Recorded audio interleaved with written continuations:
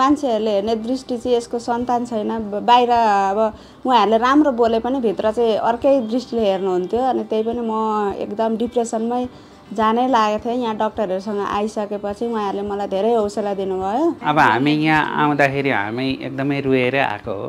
अब डक्टरहरूले चाहिँ एकदम हामी छौँ, तपाईँहरू निराश नहुनु, हामी छौँ भन्नुभयो। हामी उहाँहरूकै विश्वास प्रति राखेर चाहिँ हामी निर्धक्क भएर कन्टिन्यू आयौँ। सबैजनाको पनि बच्चा छ। अब उहाँहरूको बच्चा मैले छुँदा पनि केही उहाँहरूले भन्नुहुन्छ कि भन्ने चाहिँ लाग्थ्यो मलाई। अब शुभश्रीमा आइसकेपछि चाहिँ उहाँहरूले मलाई धेरै हौसला दिएर अहिले मेरो एउटा बाबु र एउटा नानी चाहिँ उहाँहरूलाई धेरै धेरै यो शुभश्री टिमलाई चाहिँ धेरै धेरै धन्यवाद दिन चाहन्छु। मेरो लागि उहाँहरू भगवान सरी नै हुनुभयो। मेरो खुसी ल्याइदिनु भयो। नमस्ते, म सुरेश तिर्वा, मेरो घर भोजपुर हो। मेरो चाहिँ सन्तान भएको थिएन।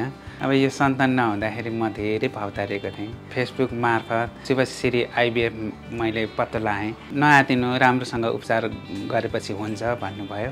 मैले निरन्तरता दिएँ। उहाँहरूको मेहनत गुण बिर्सिन सक्दिनँ। मलाई त्यति साह्रो दिनुभएको छ खुसी।